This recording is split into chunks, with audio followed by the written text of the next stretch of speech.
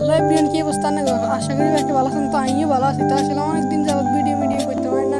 তো আসলে এই যে দুপুরে বারটা খাই রওনা দিয়েছি, ক্যারাম বোর্ড খেলতাম। আসলে একটা ক্যারাম বোর্ড কিনছি ছোটোখাটো, যেটা দিয়ে মনে করেন না শীত খেলাম যেহেতু স্কুল বন্ধ হয়ে গেল, একটু ক্যারাম ট্যারাম খেলি, সঙ্গটা আমার কাটাই।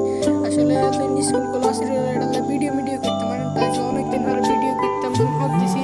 তো যেটা সত্যি কথা কি, আসলে দুপুরবেলায় রোদের ভিতরে ক্যারাম খেলতে ভালো লাগে। গোসলরা দুই খানা টানা খাই রওনা দিয়েছি, ক্যারাম বোর্ড খেলতাম। আসলে আমি ক্যারাম বোর্ড খেলতে অনেক ভালো লাগে। অনেকদিন মানে ক্যারাম বোর্ড খেললাম কই আজকে হোলাইন টোলাইন যোগাইছি, ক্যারাম বোর্ডও কিনেছি, তো খেললাম।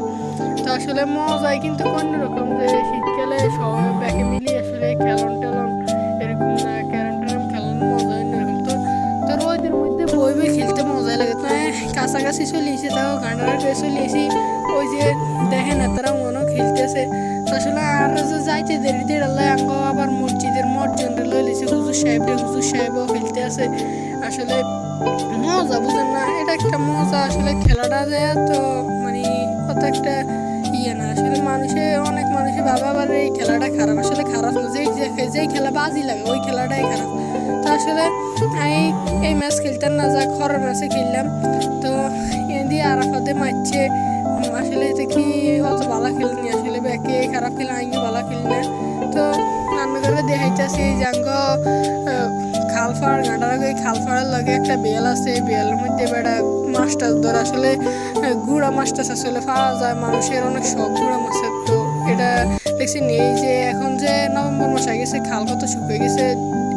মানে জানুয়ারি মাস আসলে একবারে ফুরি যাবে, নতুন পানি আসবে। আর এটা হচ্ছে আমাদের গাঁটারা, এটা হচ্ছে আমাদের বাড়ির রাস্তা।